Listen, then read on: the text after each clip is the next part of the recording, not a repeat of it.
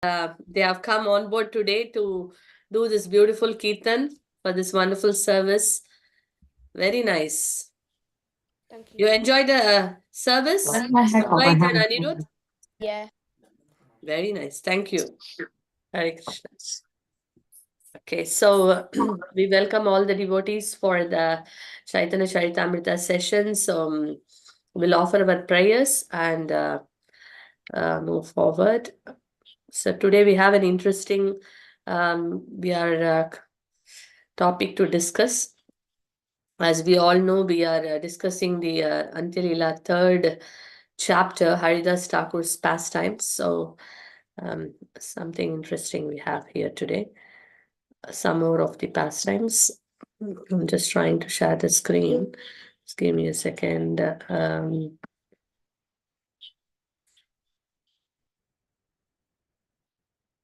Yeah.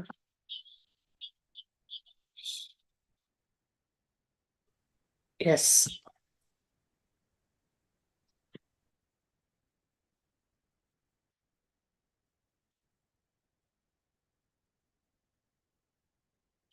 So we will be reading. This is a verse, chapter 160.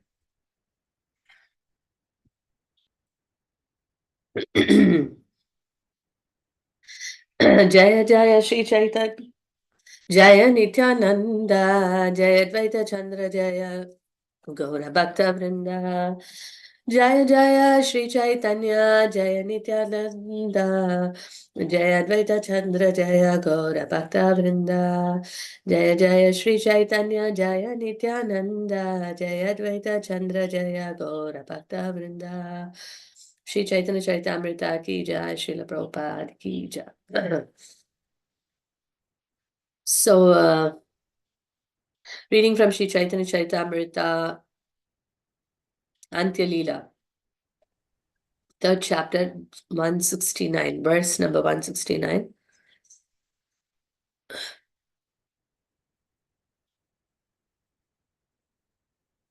So, Mahantare apamanaye desha grame haya eka janara doshe sabadesha ujadaya Mahantera apamar ye desha graba haya eka janara doshe sabadesha ujadaya Mahantera apamanaye desha grame haya Eka janara doshe sabadesha ujadaya.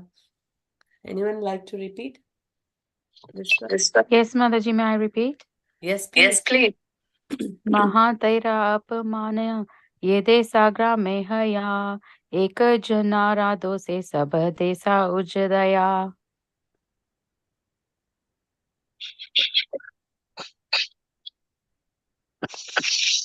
Very nice. Very nice. Thank you. Thank you. Anyone else, please? May I try?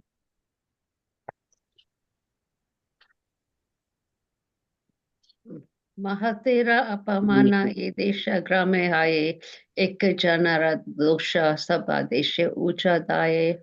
Thank you, Mataji. Jai Haribol. Wonderful. One more? Hare Krishna Mataji. Yes, please, Mataji. Mahantera apamana ye desha grame hoya eka janara doshe sabadeshe ujadaya. Wonderful, wonderful. Thank you. So let's read the verse, the translation by His Divine Grace A.C. Bhaktivedanta Swami Srila Prabhupada Ki Jai. Wherever an advanced devotee is insulted for one man's fault, the entire town or place is afflicted. Wherever an advanced devotee is insulted for one man's fault, the entire town or place is afflicted. A very heavy verse. Today's topic is all about Vaishnava Aparad. And there are two powerful pastimes which helps us to understand this concept and also the solution, how we can overcome it. So we'll offer prayers and begin this. ॐ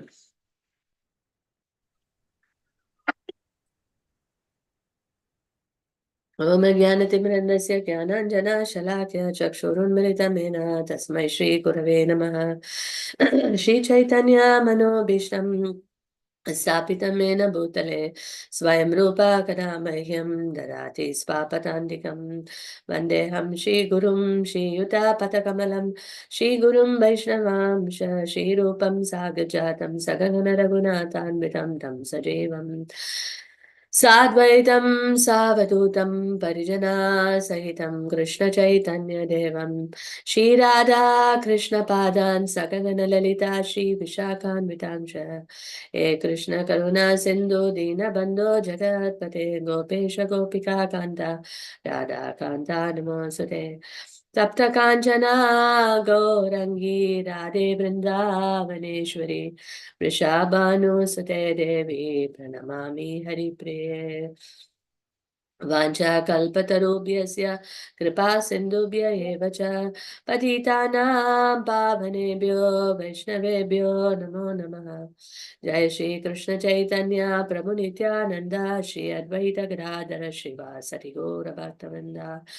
हरे कृष्णा कृष्णा कृष्णा हरे हरे हरे राम राम हरे हरे। नमो विष्णुपादाय कृष्ण प्रेष्ठाय भूतले श्रीमते भक्तिवेदांत स्वामी नामिने नमस्ते सरस्वती देवे गौरवाणी प्रचारिणे विशेष शून्य पाशाद्य शिकारम् मुगं करोति वाचालं पङ्गुं लङ्घयते गिरिमित् कृपातमहं वन्दे श्रीगुरुं दीनतारिणं परमानन्दमाधवं श्रीचैतन्येश्वरम्। महान्तेरे अपमानये देशग्रामहया एकजनारातोषे सभादेश उजाडया। Wherever an advanced devotee is insulted for one man's fault, the entire town or place is afflicted.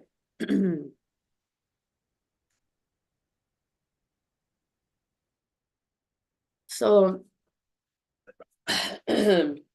so in the last session of our Chaitanya Charitamrita, we saw that Haridas Thakur, how he actually transformed the prostitute who came to pollute him. And we know that Ramachandra Khan was a person who actually wanted, to destroy the fame and name of Haridas Thakur, and he devised this way to actually destroy the name of Haridas Thakur. So what happened is, after that, the prostitute, of course, she became a great devotee, celebrated devotee, and she was chanting thousands of names of the holy name. And then Haridas Thakur left that place. And then Ramachandra Khan, the offense, Ramachandra Khan's offense at the lotus feet of Haridas Thakur, it was like a seed. And then actually it later became a tree. And when it is fructified, he bare the fruit. So what happened was, as we all know, he was a non-devotee and he was constantly offending the Vaishnavas. And after offending Haridas Thakur, he almost became like a demon. So in the meantime, what happened was, Shri Nityananda Prabhu, he came to Bengal. May I know who is the admin here? Hare Krishna. Hare Krishna Mataji, I'm admin at the moment. Okay. I did mute actually, so. Okay, Prabhu. Thank you.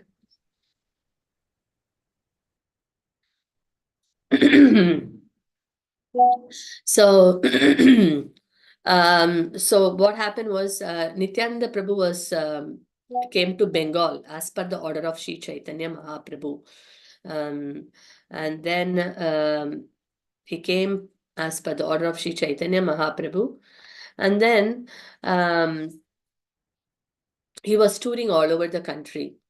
And there are two reasons why Mahaprabhu, Nityananda Prabhu was touring all over the country. One is to, of course, to spread the cult of bhakti, to preach Krishna consciousness to everyone, and also to destroy or to teach lesson for the demons. As we all know, Krishna's appearance also had this two purpose, right?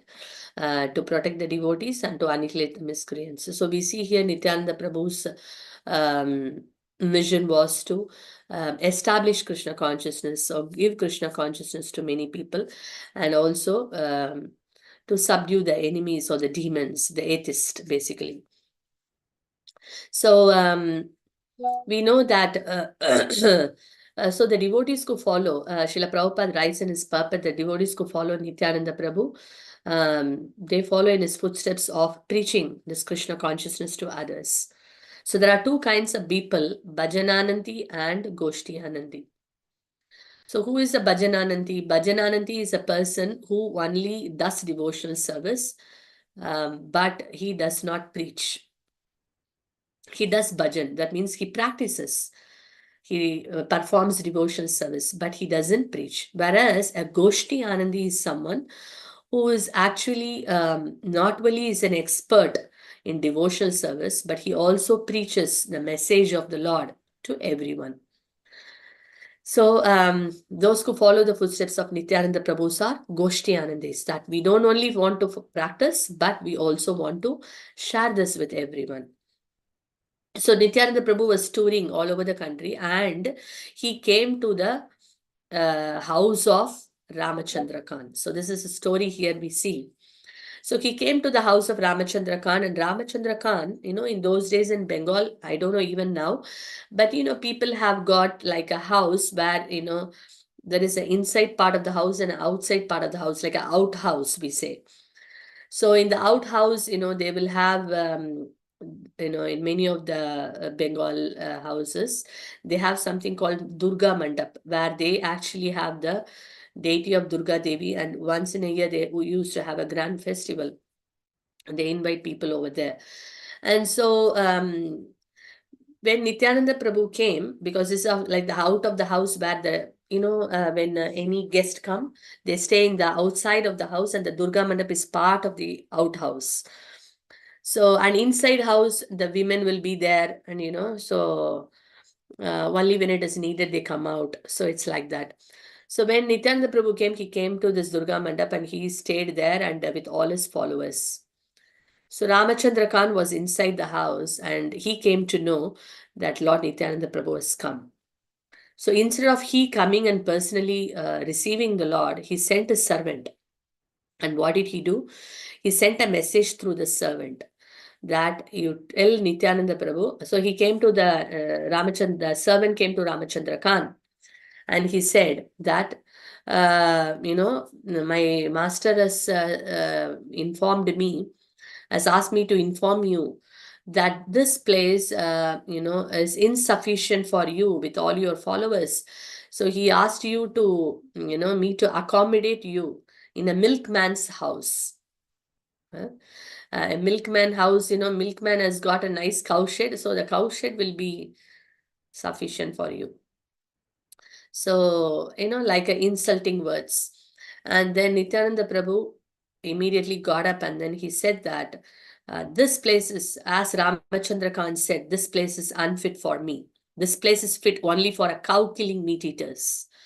He said that, angrily, and he left the place. And he did not even stay in the village to chastise the Ramachandra Khan. He left that village itself. But what did Ramachandra Khan do? He asked his servant, to go and dig up that place where Nityananda Prabhu sat.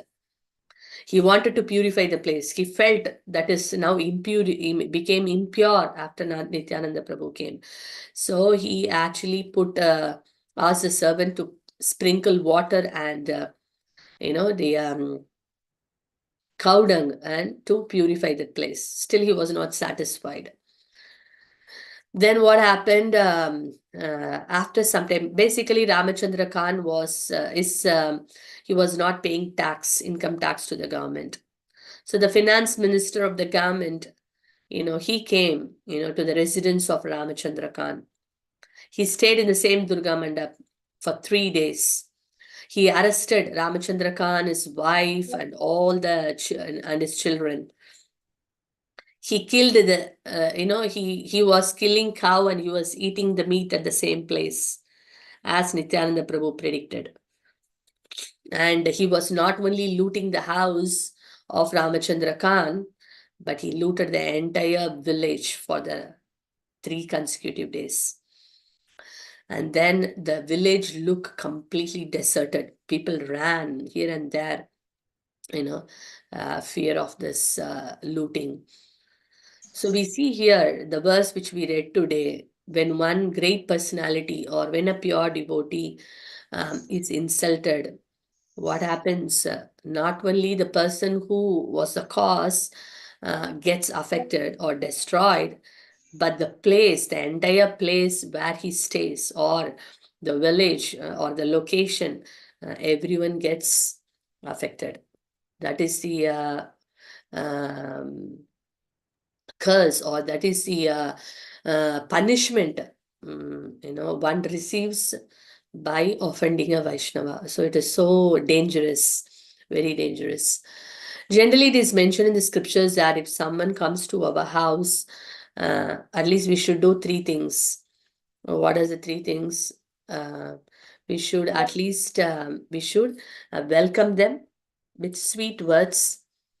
We can at least offer them a seat, and we offer them some water, at least water. So we see here Ramachandra Khan, he did not do any of these things.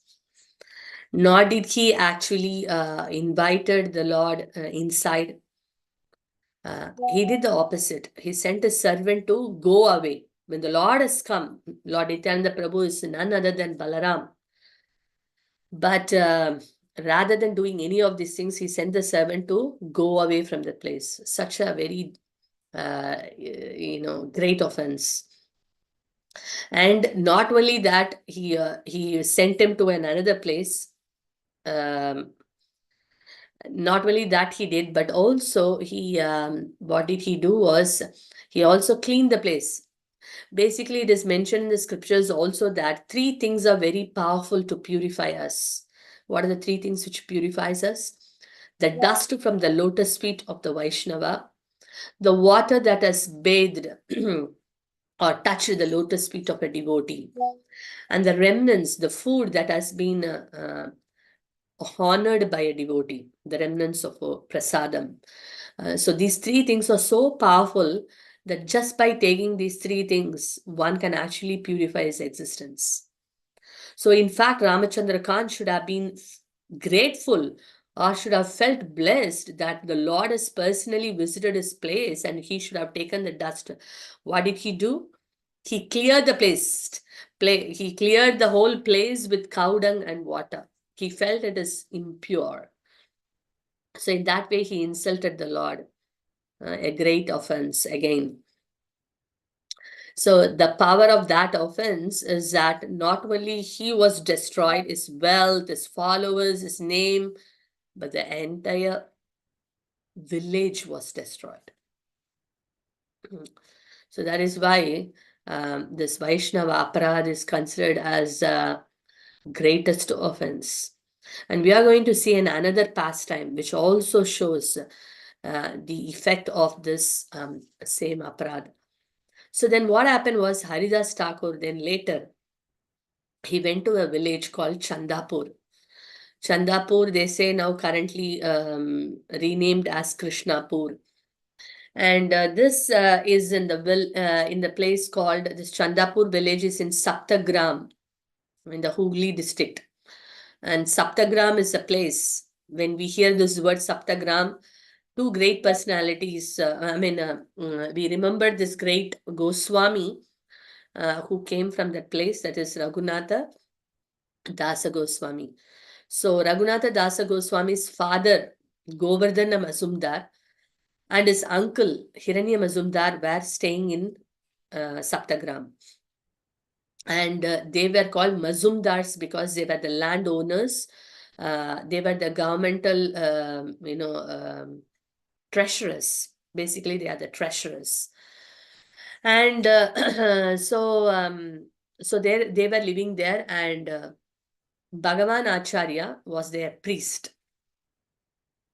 So Bhagavan Acharya and was very close to Haridas Thakur. He got the favor of Haridas Thakur, and when Haridas Thakur came to Saptagram, Bhagavan Acharya arranged a solitary cottage for Haridas Thakur so that he can chant, he can perform his bhajan, like chanting, because as we all know, he chants 300,000 names every day.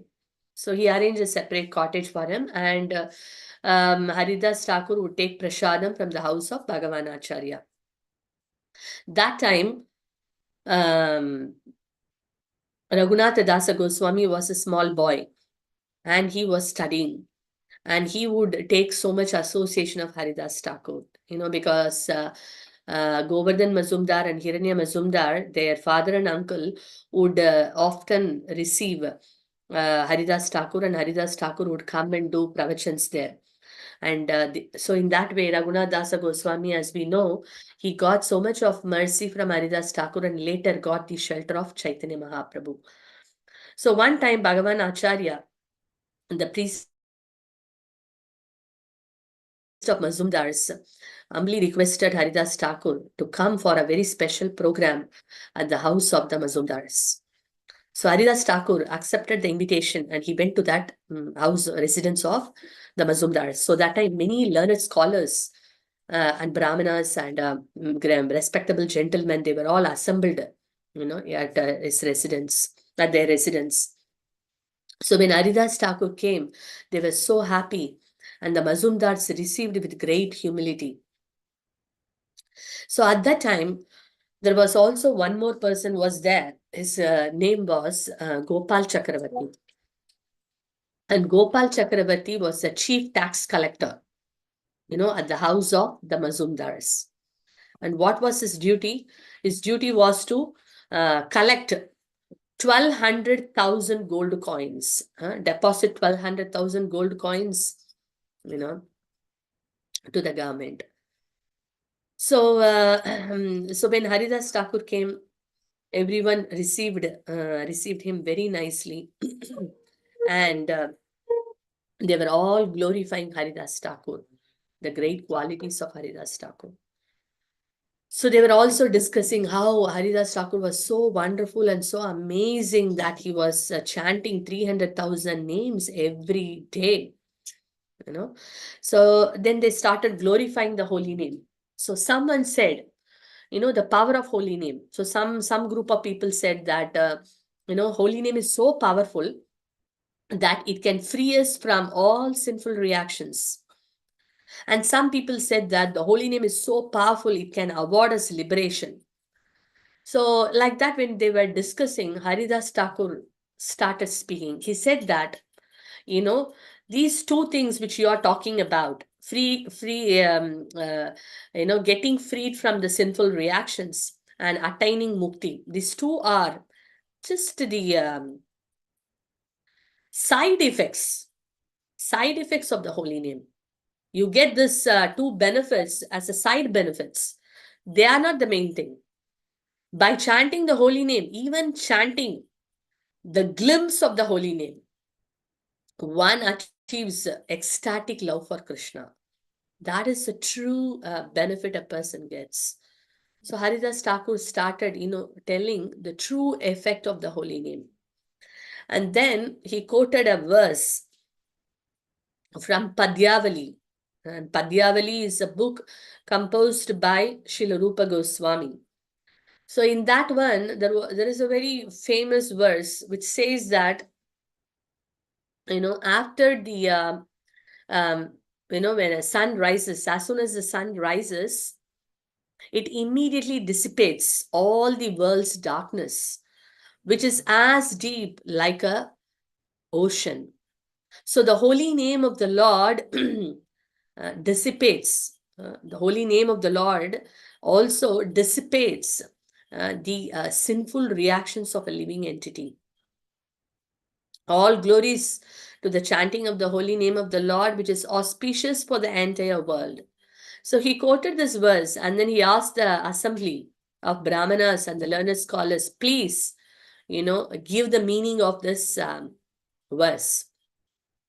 Yeah, please talk about, let's discuss, and please speak about this verse. So when he was requested, when Haridas Thakur requested all the learned scholars, they said, oh, dear Haridas Thakur, please you speak about it. That would be wonderful. So you are the most qualified person, so you please speak about this important verse. We all like to hear from you. So then Haridas Thakur started explaining this verse. And he gave this beautiful example, and this example what given by Rupa Goswami, that we know in the morning, when the sun rises, not fully rises, when the first glimpse of the sun, when it is not fully visible, still we see that it clears so much of darkness. And not only that, that little glimpse of that sunlight removes the fear of all the thieves, ghosts, and demons. So similarly, the glimpse of the holy name, the glimpse of the offenseless chanting, that is called Namabhas. It is not fully offenseless, but just that the person has started chanting offenselessly. Even for that, what benefit a person gets? All his sinful reactions are destroyed. It's not that he should become completely offenseless to destroy his reaction. If he begins to chant offenselessly, all his sinful reactions will be destroyed. That's the power. And just like the sun comes fully, what happens? Everyone, the day begins, right? Everyone starts their regulative duties. They start to perform their religious activities. Similarly, when someone chants fully offenselessly, then what happens to that person? He develops an ecstatic love for the lotus feet of Krishna. So Haridas Thakur was explaining, mukti, liberation is nothing, so insignificant side effect of offenseless chanting. That also, when someone offenselessly begins to chant, two things happens. One is sinful reactions are destroyed, and one will get mukti also. And devotees are not bothered about mukti because they get the bliss of bhakti.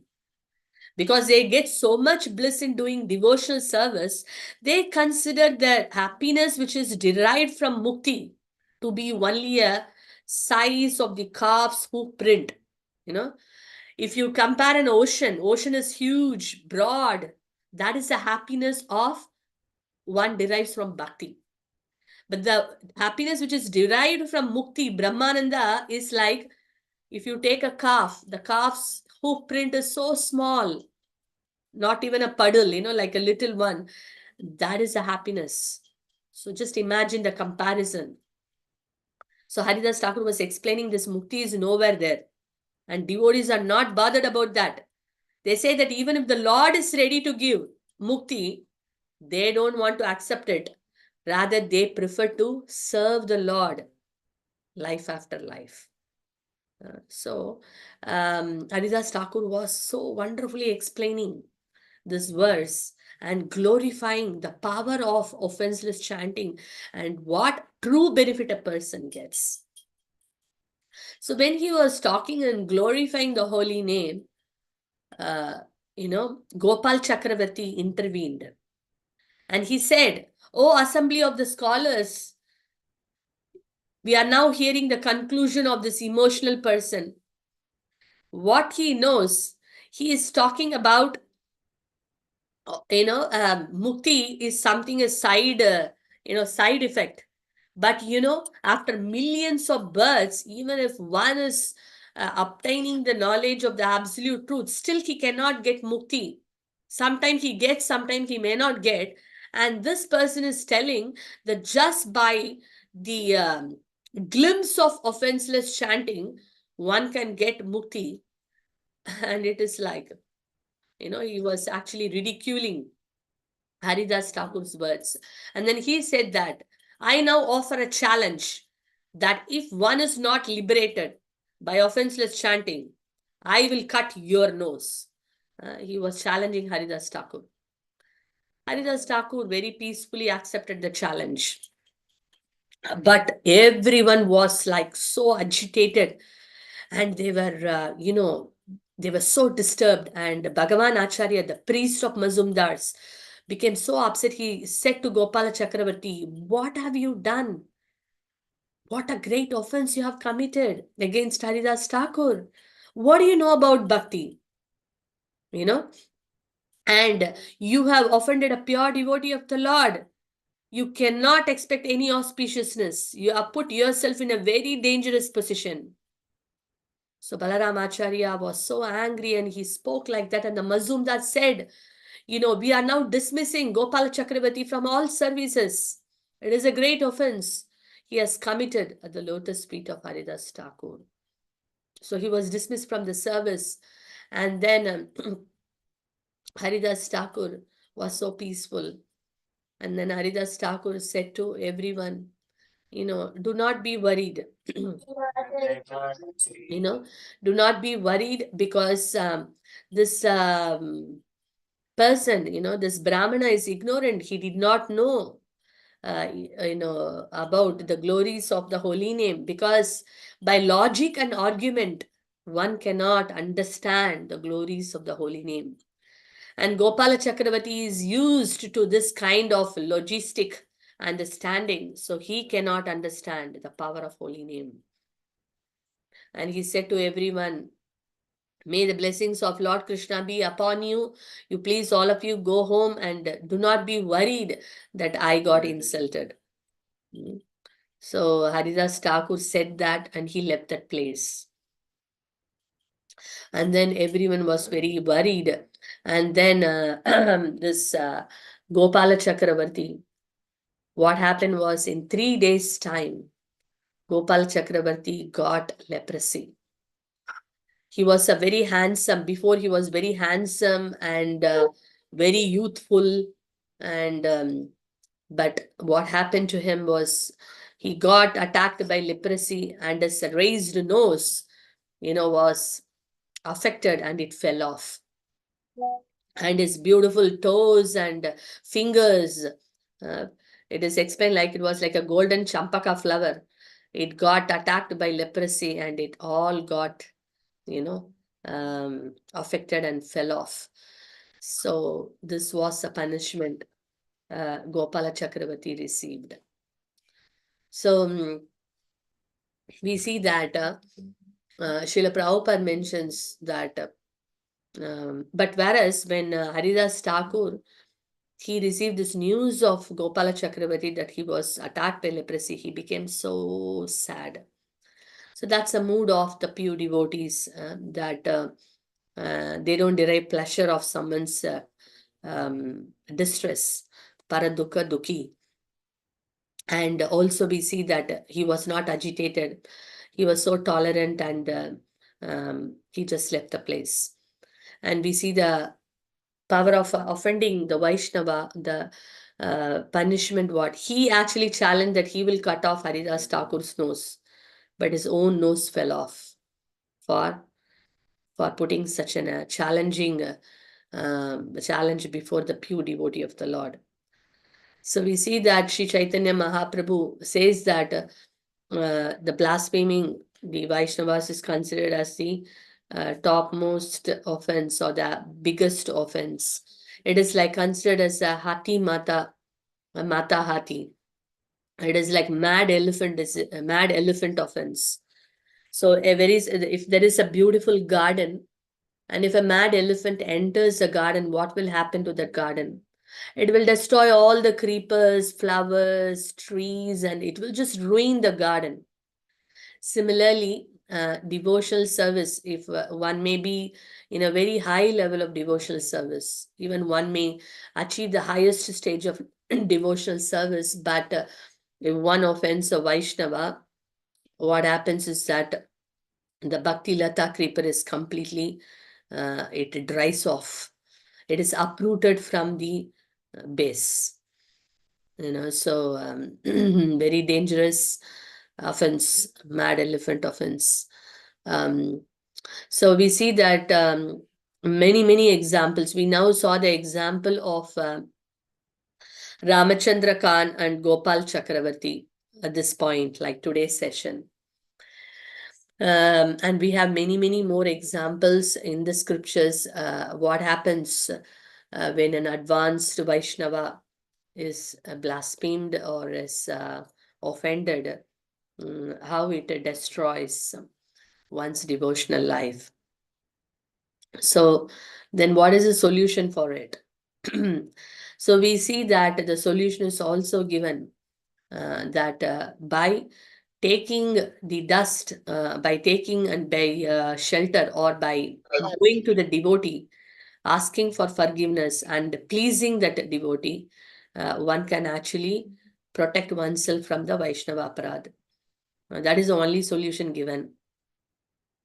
If someone commits a sin, there is two different sin and offense. Sin means breaking all, that which is unfavorable for devotional service, like the habits which are, or things which are destructive for our devotional life. Like, for example, drinking, telling lies, killing the living entities unnecessarily.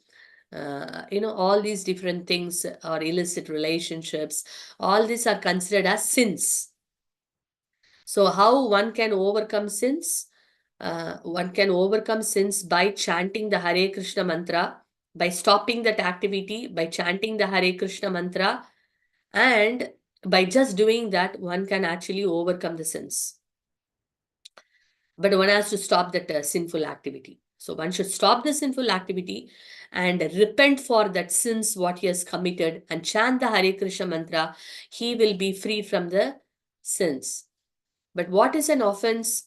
Offense is something which is committed towards an Vaishnava or an advanced devotee. An offense can be done in three ways. One is mental offense.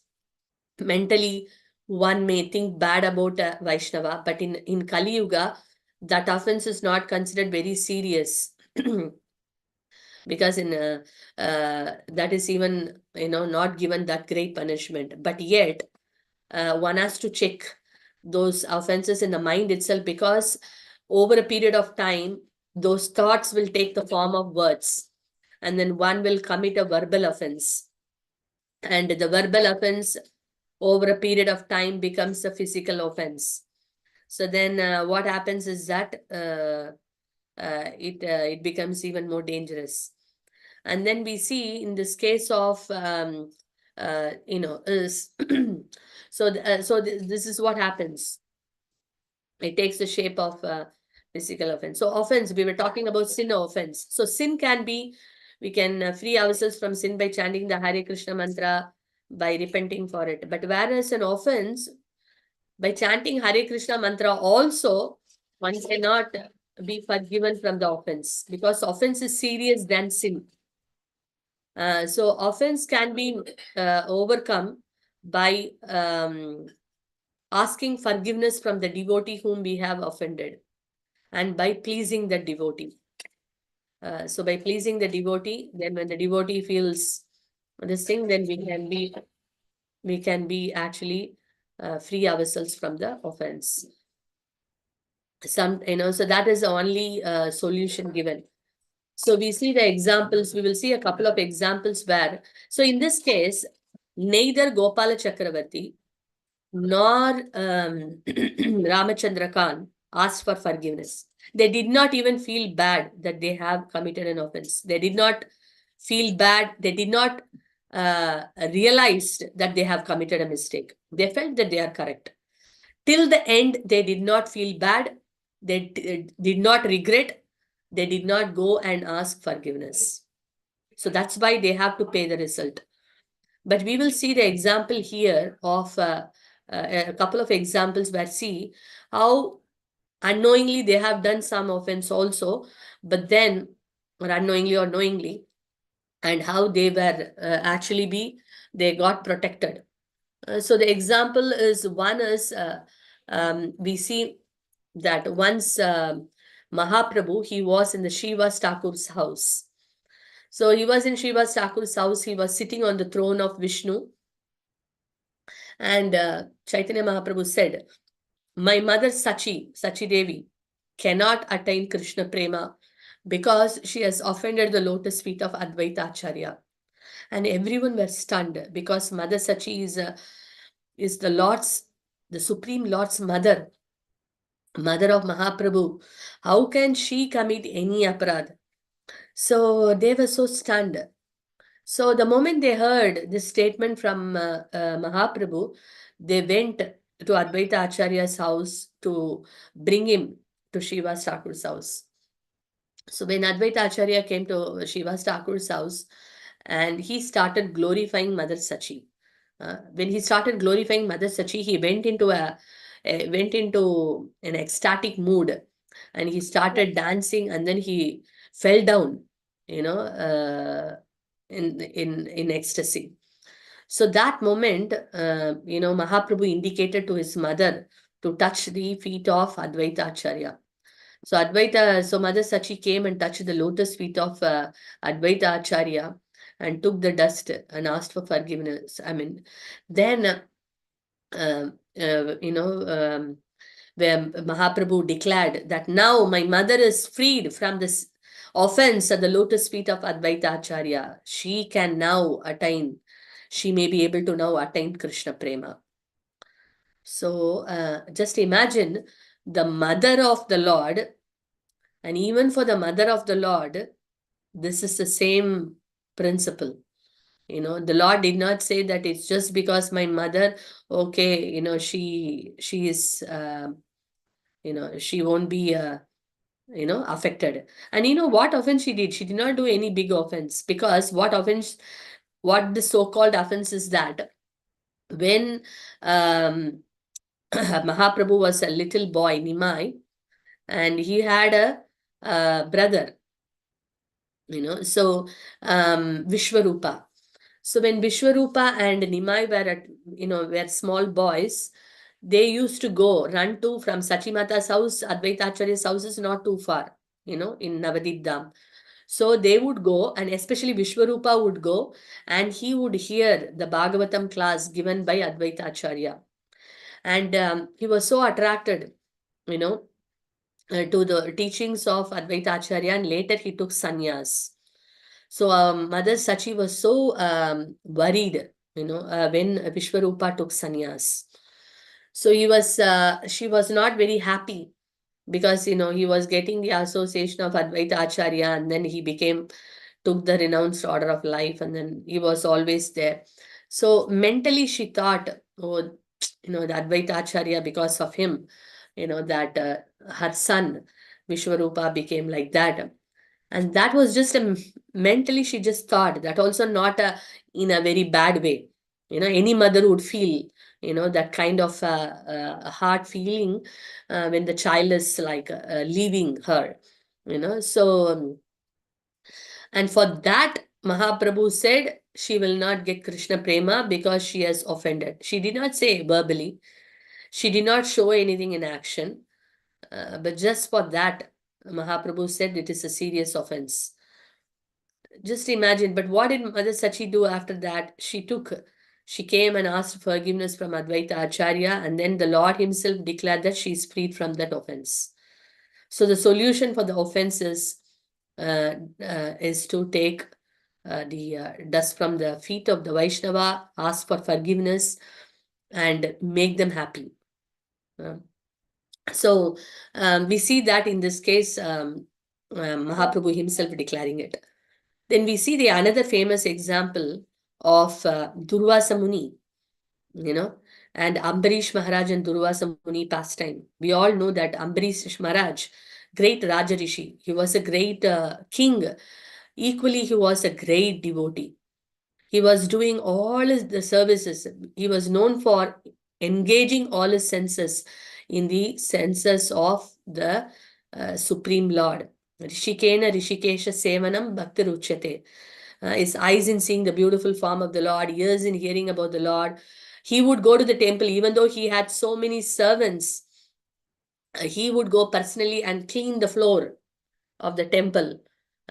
And he will use his legs to visit the temple of the Lord, hands in performing devotional service and cleaning the floor of the Lord, head in offering obeisances to the Lord. So like that, every senses he engaged in the service of the Supreme Lord. And one time he was fasting and he was about to break his fast. And Durvasa Muni, the great yogi, came there. And then he was about, to break the fast. And when the Rishi came, he welcomed him with sweet words and he gave all the wonderful hospitality. And then he also requested Durvasa Muni to honor the prasadam. But Durvasa Muni said, no, I will take bath and come back. But then he did not come for a long time.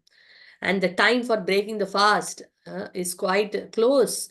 Only just few moments left. If he is not breaking the fast, then he would not, then the fasting would not have any effect. And also, if he breaks the fast, it is not an etiquette, because before serving the guest, one cannot honor prasadam. So he was in a dilemma, and then he asked the brahmanas, what should I do now? So they guided, they said that you can drink water. Drinking water is like fasting and not breaking and not breaking also. So he just took a sip of water, that's it. But Durvasa Muni knew by his mystic powers that he has already taken water. So he came to the palace with great anger. And he said to the king, what kind of a king are you? What dharma are you following? Before the guest, you have already honored. Hmm? This is not befitting to be a king. So now, I want to punish you. And what he said, he took a tuft of hair and then he said some mantra and created a creature like a demon. And he was having a trident in his hand and he was looking very ferocious. And he sent this demon to kill just for a little, he did not even do anything big, for this punishment. But he sent this demon to kill Durvasa Muni, to Ambarish Maharaj. And by the time, we see that Ambarish Maharaj was undisturbed and he was not even offering to the Lord for protection. He was just standing quietly. But then the Lord, being the Bhakta Vatsala, dear to his devotees, he sent his powerful Sudarshan Chakra, the greatest celestial weapon, is a divine weapon to, protect Ambarish Maharaj. So the Sudarshan Chakra, what did it do? It came, it chased the demon and it chased the Durvasa Muni, and Durvasa Muni was running everywhere, fleeing for protection. And then he came to the Lord himself in Vaikunta, and the Lord said, I cannot do anything. You go and ask forgiveness from my devotee. And if he is pleased, then you are protected. Better you go immediately. And Durvasa Muni was, was flying and coming to the palace, and he fell at the feet of Maharaj Ambarisha. Ambarish Maharaj felt embarrassed. And then he offered a beautiful prayer to Sudarshan Chakra. And he said that if the Lord is pleased with me, you are pleased with me, please protect this Brahmana. And then, Sudarshan Chakra was pleased, with the Lord's prayers, with the Maharaja Ambarisha's prayers. And then he was protected from that curse. And he was protected. And later we see how Durvasa Muni, glorified Ambarish Maharaj, and he was protected from that greatest offense. So we see here Mother Sachi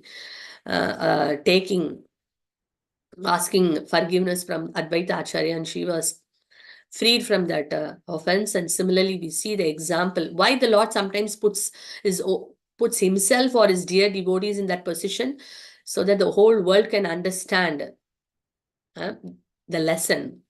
So Sachimata was put in that situation so that the whole world can learn this lesson of how powerful is Vaishnava Aparad and how one cannot just consider it very ordinarily. And we see this many examples in the scriptures, like Bhagavatam, the example of Maharaj Ambarisha and Durvasa Muni. Durvasa Muni has got all the mystic powers, but no mystic power stood in front of Ambarish Maharaj. So sometimes the devotee may forgive, but Krishna does not forgive, because he loves his devotees so much that the devotee may not take it seriously. Just like Haridas Thakur did not take it seriously. But Krishna could not tolerate it, and he gave punishment for Gopal Chakravarti. So similarly, we see that, so unless someone pleases the Lord, and how he gets pleased? So in order to please the Lord, one has to please the devotee. So going and asking forgiveness from the devotee and pleasing the devotee, then what happens? One can be freed from this offense. So we are all living in a devotee community. So it's a great chance for us to commit offense, verbally, physically, mentally, in all shapes and forms. Wherever there are two people, there is a great chance of offense. Even within the house, many of the devotees' house, we see that everyone is practicing devotees, husband, wife, children. As a family, we may be trying to practice Krishna consciousness. So within house also, we may fight. Normal fights, okay, but sometimes, we lose our control, because false ego predominated by passion and ignorance. What happens that moment? We lose our control and we don't even know what words we use, and it goes in a verbal offense against a wife, against a husband, against the children within the house, and sometimes outside the house with all the devotees. That certain actions of some devotees we cannot tolerate. They may be doing something which is not really good. So then we have to, say some words, and then that gets into it, and then that becomes hard, and then it takes a different shape. And one may not even see face to face, one may not talk, and so many different things happen. Sometimes it becomes very nasty. So these are common in the sense we should not take it as common, but these things can happen in a society, in any community for that matter. Because the most difficult thing, it is mentioned in the Srimad Bhagavad Gita that there are many qualities a Vaishnava, a devotee has to develop, like tolerance, humility, amanitvam, madambitvam, ahimsa, shanti, rajavam, pridelessness, so many things. But what actually makes a devotee stand out is the sense control. And that's the weakest point. One may become even the super humble devotee. One may be a super prideless devotee. One may be this devotee, that devotee, whatever. But when it comes to sense control, that's a difficult part.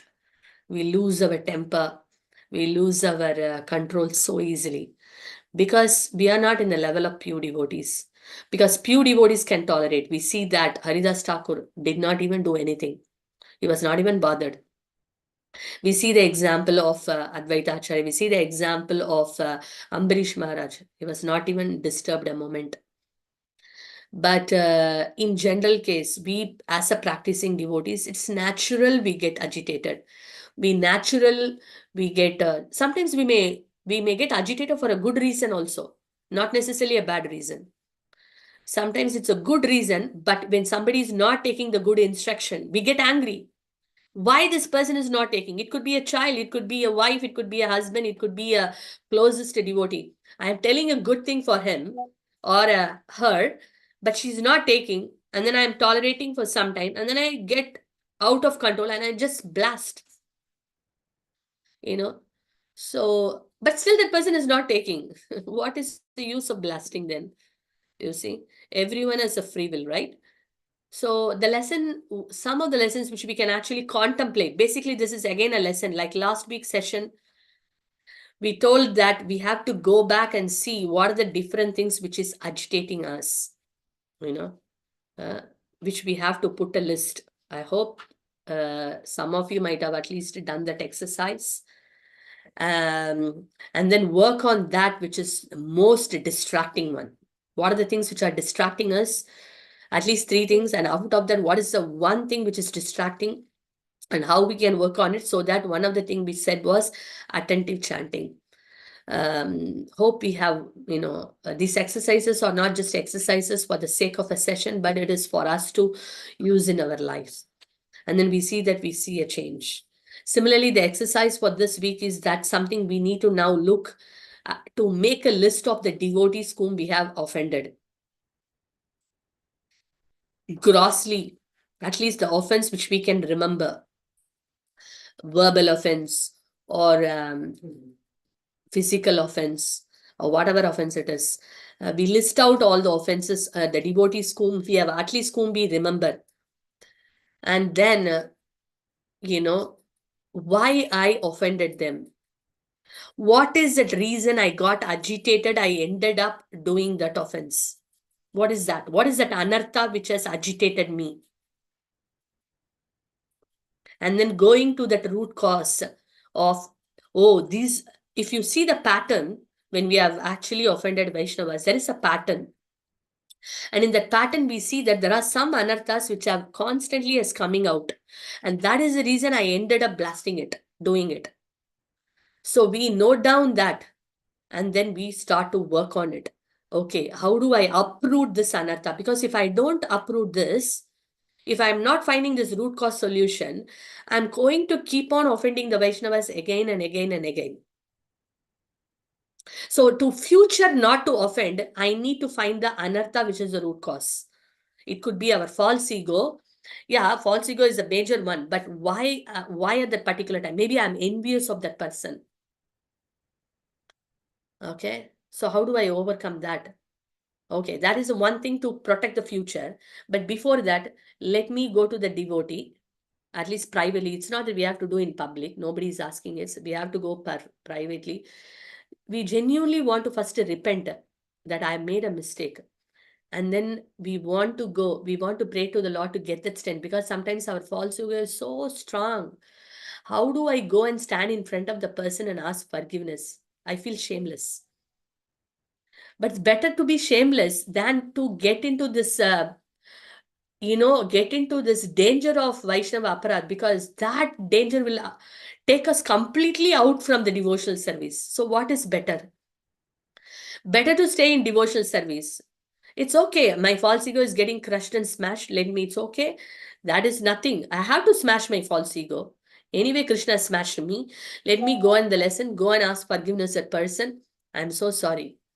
That out of false ego and enviousness, I've acted like that. I'm so sorry. Even if you don't want to say all those things, please forgive me. And please be pleased with me. Please give your blessing so that, I am protected and I can go forward in my bhakti. If we are desperate to go forward in our devotional service, that's the only thing. The only solution is to list the names, pray to the Lord. We want to genuinely regret for it.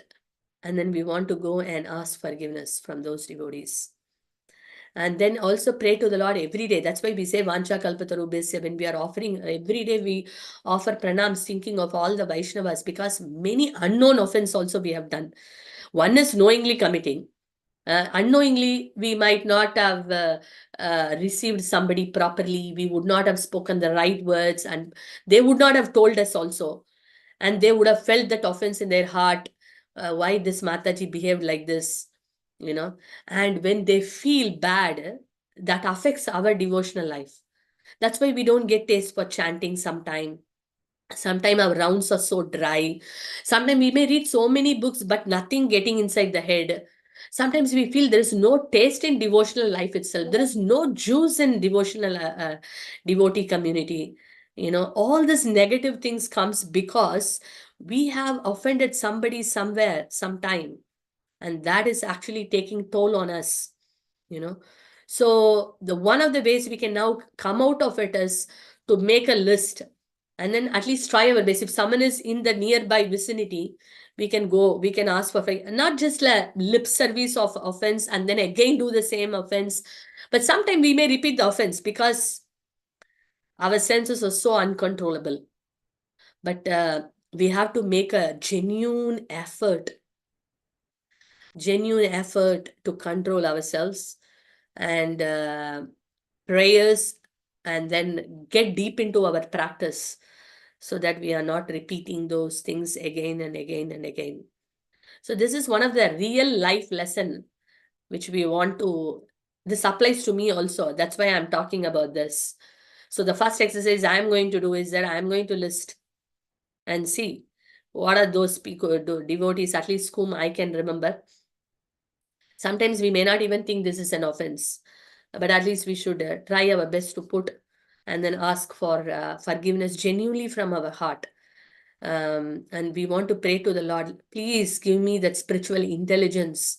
Please give me the devotion. Please protect me from all the offenses. My dear Lord, please protect me. Because I don't know who said this. I forgot that. Maybe someone can remind me. It is in Bhagavatam and somewhere. The curse, I'm not scared of anything in this world, but I'm scared of the curse and the offense, committed to a Brahmana and the Vaishnava, because that will destroy me completely. There is a statement somewhere a great devotee has told in Bhagavatam. The fear is not for anything. The fear is for the curse, or the fear is the offense committed to a pure devotee or a Vaishnava. Even if the devotee is not a pure devotee, even a practicing devotee, still it has some impact. It has an impact. So we want to really guard ourselves.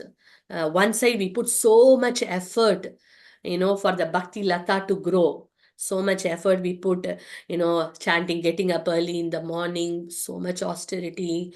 And then we try to chant our rounds.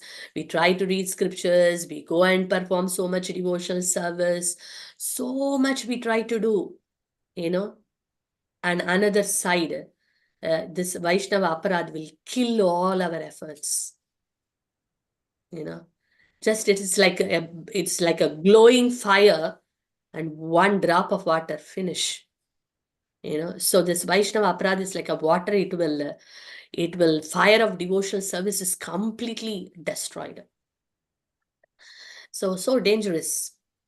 So we don't want to just take this so lightly. And okay, we heard some nice story, past time. We want to take it so seriously. And we really want to, apologize from our heart. And we want to pray to the Lord that we can be more careful, conscious, cautious. And then also not only be fearful mood, rather we can take the other mood also. How I can actually make the devotees happy. How I can actually serve the devotees an opportunity. How I can be friendly to every devotee and to the best, not falsely also.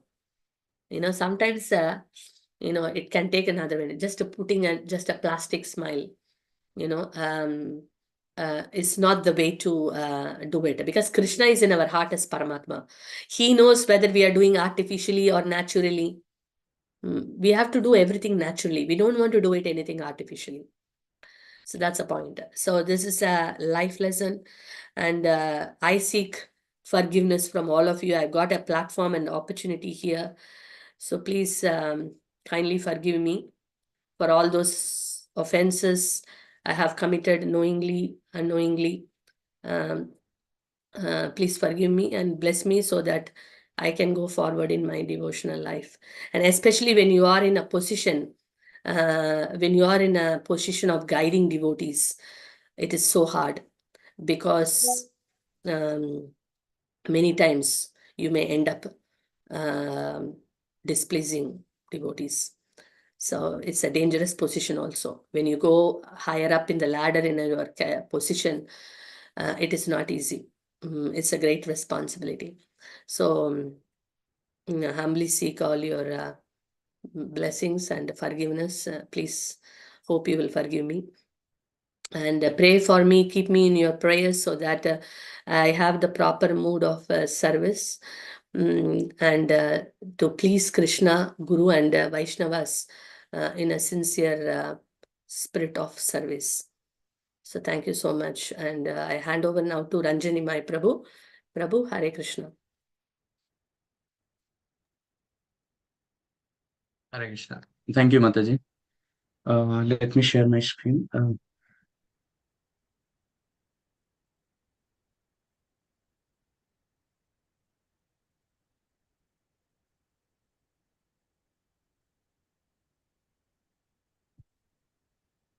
Hope you can see the screen now. Yeah, so thank you so much, Mataji, for a wonderful class. And I hope like it was so enlivening class for all the devotees, because we deal with the devotees on day-to-day basis, and um, so it's like very a lot of important lessons has come up. So I would request the devotees, if they would like to share, they should definitely share at least one lesson from today's class, because it's very wonderful class today. I would request devotees, if they can hear one more time. I will be sharing the YouTube link after this. So please explain any key point which you like most from today's session, so that I can read it out for you for pleasure of all the devotees here.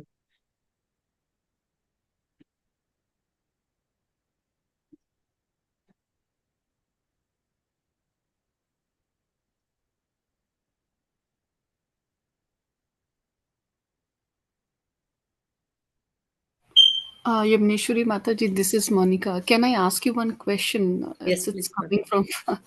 So, Mataji, like, we just started practicing, from last year, and I just say that, we are in very, very initial stage. And there are devotees, like, who are like practicing this practice from last 5 years, 10 years. And when we were in group, sometimes it happens that, people just laugh, do some funny things and all that, and you don't even realize that, you committed any mistake or any offense, like you said, that unknowingly, Hmm. and you don't even realize that, somebody got hurt, and they just, like, in next meeting or day after that, sometimes they avoid you, and sometimes they just say, Hare Krishna, and you also, like, feel like some negative vibes, and you try to resolve that issue by, greeting them whenever you meet, but still they are not answering you. No. So what you should do, that, in that situation you should avoid to meet those devotees, or I mean, what you do? uh, so in that case, if we know if someone is, if you know the person clearly or the devotee who it is, then probably you can arrange a time with them, and then say, you can talk out basically. It's like Ishta Goshti. You call them, and then you go to their place or somewhere or over phone or whatever works out, and then sorry, maybe if is there anything which I have done which has like displeased you, maybe can I know what it is so that I can correct myself, and then we can kind of ask, and then see what is that which is we have committed, which is unknowingly we have done, so we will know, and then we can correct ourselves if they say.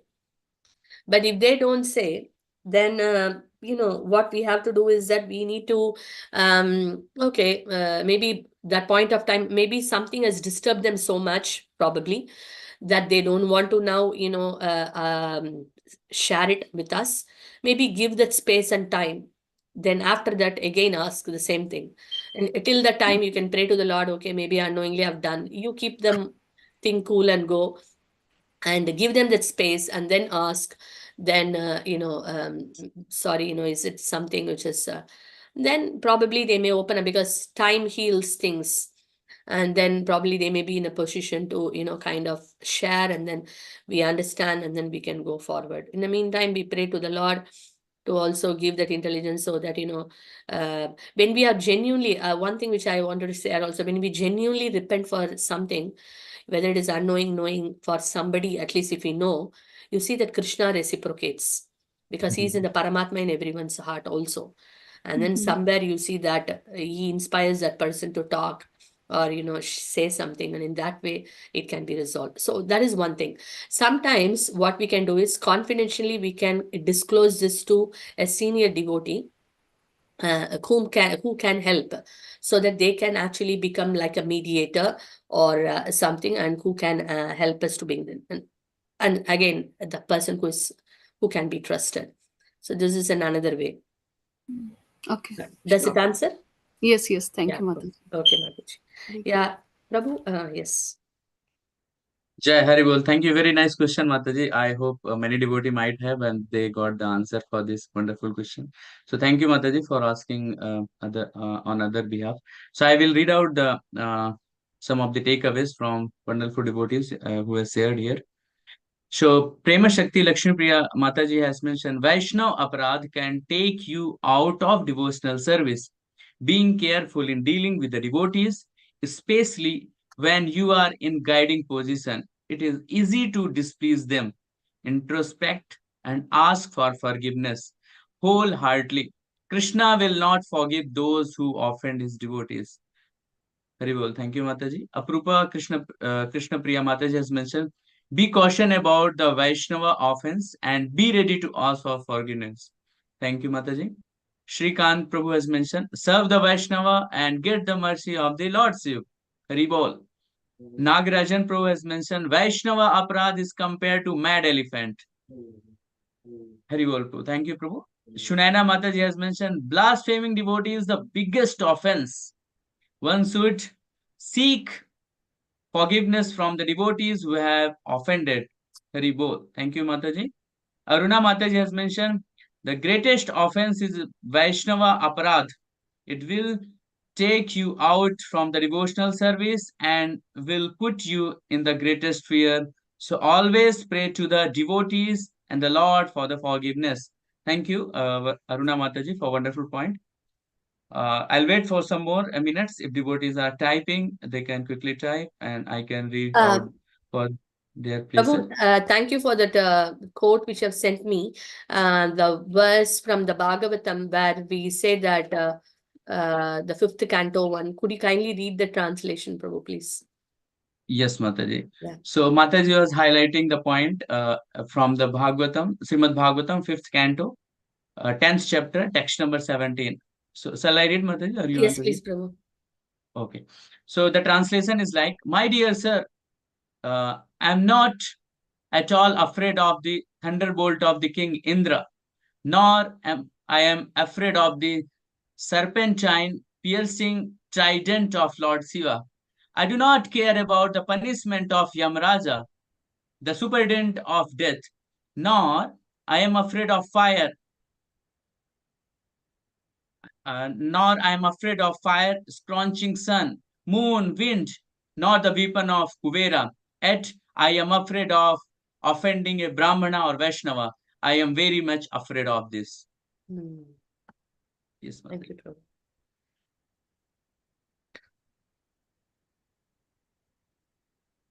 So here Lalita Mataji has mentioned, glimpse of offenseless chanting remove all the sinful reaction.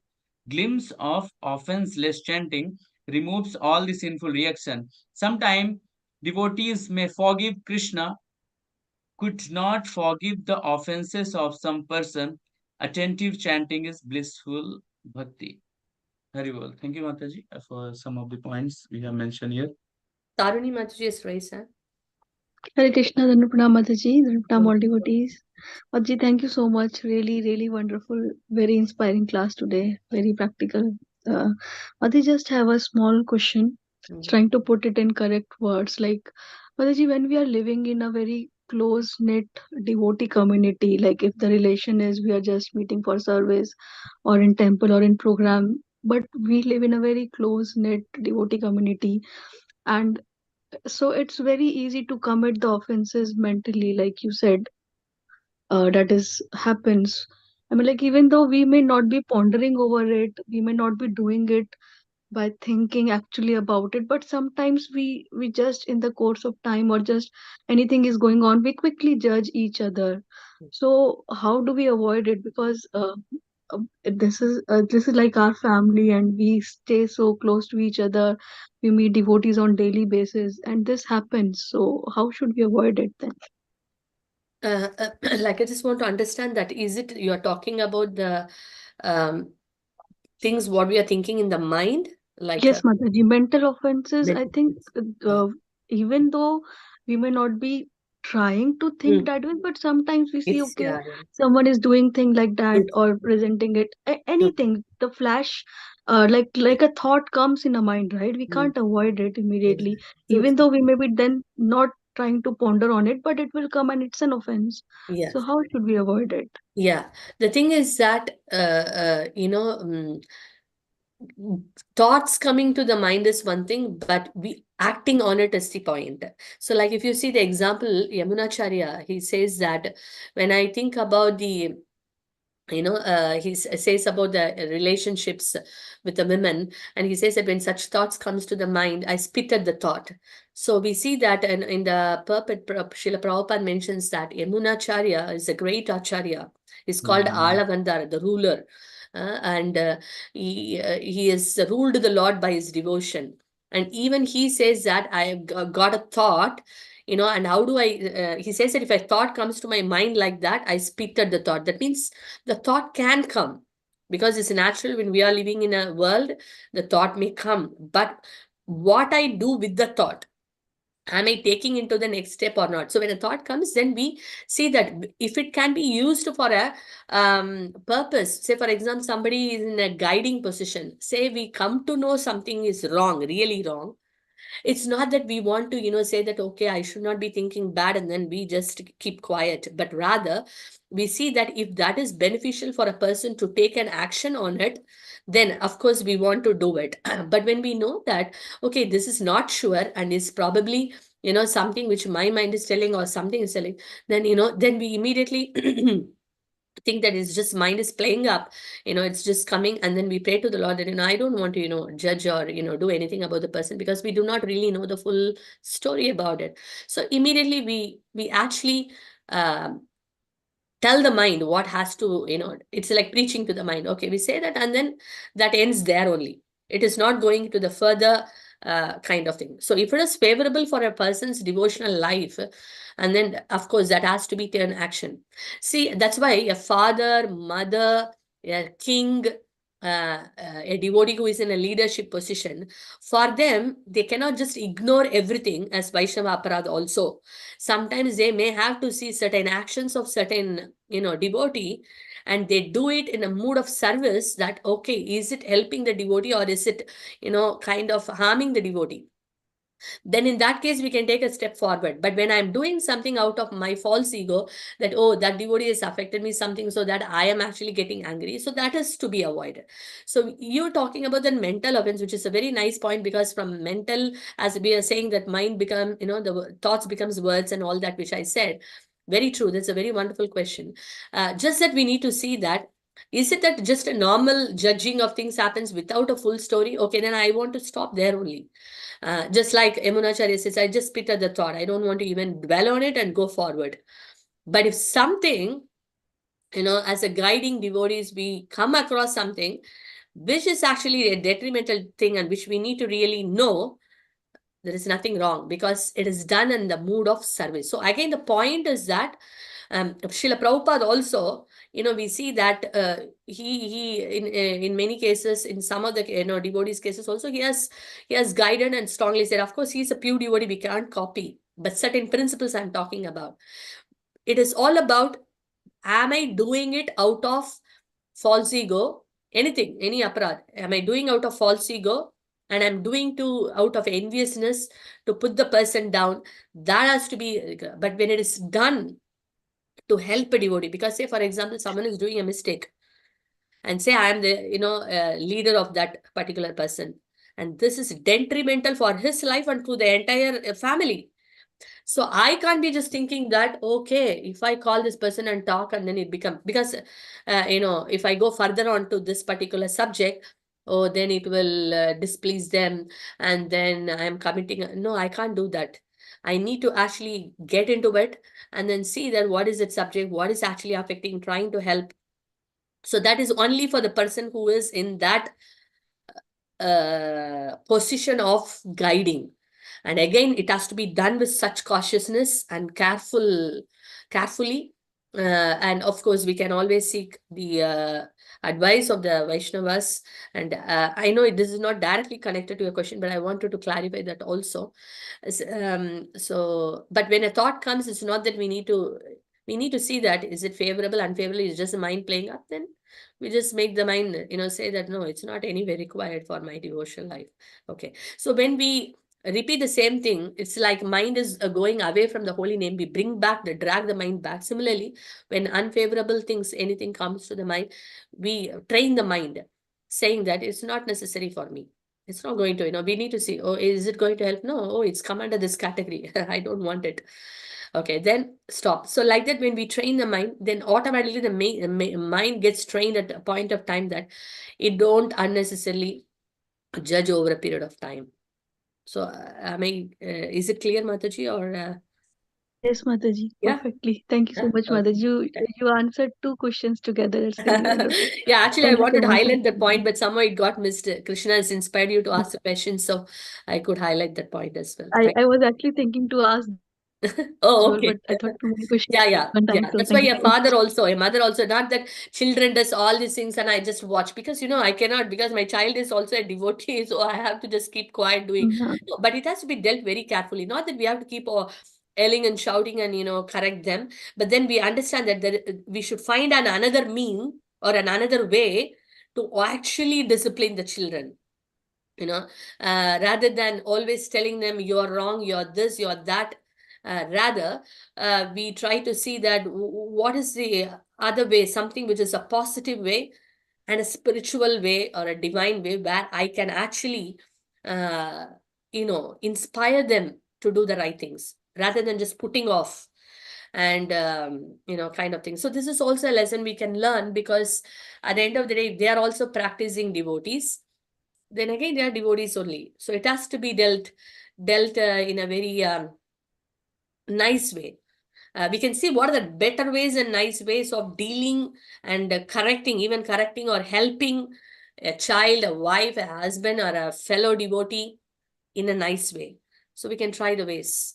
And in that way, actually, it inspires them and also we are protected. Thank you, Mataji. Thank you so much, Mataji. Danu Pranam. Hare Krishna. Thank you so much, Mataji. Looks like Mataji, we need to take Okay, part 2 I think for Prabhu is offenses. getting. I think it's like Because even I have got a lot of questions. Yeah. So, oh, but looks like if devotee wants, okay, then we maybe can have if it some. is if devotees want a Q&A like that, maybe devotees can try this week. You are correct, Prabhu. Maybe what we can do is that we all said that we will take some action points, isn't it?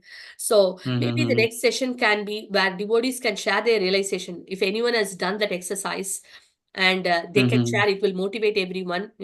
And also they can share that what they felt after doing that, how relieving it is. So that will motivate everyone. And also we can have a Q&A where different questions and things related to this, which is practical, can also be discussed. If everyone is happy with that, we can have a second session next week, Prabhu. Because chanting and this dealing with the Vaishnava too are like a very Very, very important super within this. connected, isn't it? So Yeah. I think it would be a very it would be more productive if we have another session and hear the realizations also rather than just jumping on to the next thing. Yeah. Definitely, Mataji. So we So, have a Ji follow-up session. Mataji. Yeah, thank you. Okay, so the last one I'll read out. Kartik Prabhu has sent, like dust of the Vaishnava, devotees' feet cleansed by water, remnants from the devotees provide forgiveness. Haribol. Thank you so much, all the devotees, for wonderful hearing the class and giving such a wonderful and hard takeaway points. So now we'll go ahead for the further announcement, and we are running out of time. Sorry for that. Manishru, are you here? Like we have only one announcement for this week with respect to the Dhamwise. So our leader Manish Prabhu from Sankirtan department will say some of the words. Yeah, Manish Prabhu. Prabhu, Thank you, Prabhuji. Yeah, thank you, Prabhu. Hari I'm Bol here. Prabhuji. Um, Yes, Prabhuji. Dandavat pranam to all of the devotees. Well, could you please put the slide of that particular slide, Sankirtan? Yes, Prabhuji. Here we go. So, Yeah. so this is a very nice initiative under the guidance of His Grace Arvind Krishna Prabhu and Yamuneswari Mataji. We started started getting training from Soho's brahmacharis and some of our Sankirtan warrior. We call it warrior because it's a very intensive training. So it's a member of 10 devotees team. Every first Saturday of the month we goes. And this Saturday, the devotees who went for this training was Rasraj Gopikesh Prabhu, Ranjan Nimai Prabhuji, then Rasraj Narasimha Prabhu and Achyuta Brajesh Prabhu. And they spend all together 6 hours from the morning Mangalarti and nicely, learn a lot of key aspect of Sankirtan. So this is just to understand how good we can do book distribution in different. I mean, when we have hesitation to do book distribution with the other community, because we usually does with the Asian community. So we are trying to learn the art of book distribution. So this is a very nice initiative. I devotee, thank you very much for all these devotees for spending their hard 6 hours in such a cold. Thank you, Prabhuji. That's the announcement for the week. Sankirtan side. Very well. Thank you so much, Manishu, for coming here and telling about the Sankirtan party. So we have yeah, like only one announcement for related to the festivals. So we have tomorrow very Madhav Tithi is like Ekadashi is there tomorrow, Saktila Ekadashi. So that one of the reminder for the tomorrow. And in terms of birthday today, we have birthday of His Grace Deen Dayal Prabhu from Dratford, Vivi, 5th February. So I would request if we all can chant one time Hare Krishna Mahamantra for wonderful birthday and happy Krishna consciousness journey of Deen Dayal Prabhu. Hare Krishna, Hare Krishna, Krishna Krishna, Hare Hare, Hare Rama, Hare Rama, Rama Rama, Hare Hare Rama, Rama Rama, Hare Hare. Prabhu, Hare Krishna. sorry, if Deen Dayal Prabhu is there, it will be very nice. We can see him. Otherwise, we can sing a quick Hare Krishna to you for him. Such a wonderful Yes, devotee. definitely, yes, The Mataji. whole family is very devoted. Deen Dayal Prabhu, Veena Mataji, his wife, and the daughters Neha and Ruhi. We see them all in the Kirtans. They are doing really a wonderful service, book distribution. Wherever you call them, they are there. Temple service everywhere. Really appreciate the glorious service, their entire family. Yeah, so we will Deen see. Dayal Prabhu, Yeah. where are you, Prabhu? Prabhu is Because here. Prabhu is a person who wakes up for Mangalarti perfectly, so probably has to go. Hare Krishna, Mataji. And Hare Krishna. Neha? Neha Hare Mataji, Krishna. can you just put, I Actually, will highlight you here. he's just gone to sleep. Yeah, Because yeah, he yeah. wakes So up not to early. disturb. That's why it's late Yeah. anyway. So you can convey all the devotees' wishes to your dad tomorrow. Yes, Mataji. Yeah. Thank you so much to everyone for your kind wishes. Yeah. It's Happy been Krishna amazing. conscious birthday Thank to you so much. Deen Dayal Prabhu. And may Krishna bless you abundantly. And for your good health and a long Krishna conscious future. Yes. Very good. Yes, Prabhu, you go ahead with other Yeah, so quickly. yeah, so that's all, Mataji. If we can get the darshan of Lord. Darshan. I know it's late today. Yeah. Still But Jagannath is awake. So he's always awake, for his devotees. We'll just quickly show the darshan. Just give me a second. Recording in progress.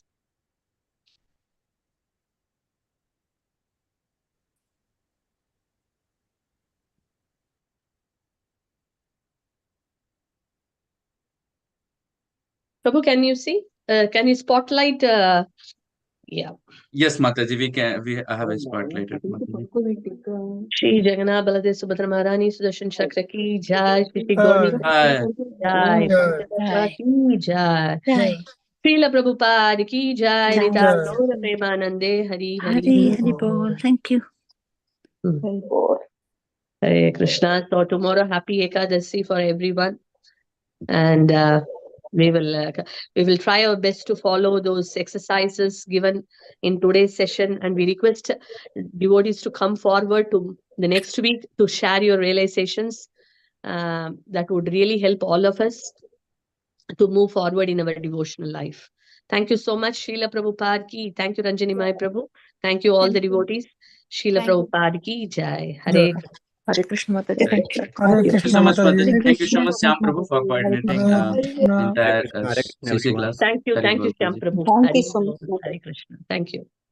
पंचकल्पतरुभ्यश्च कृपा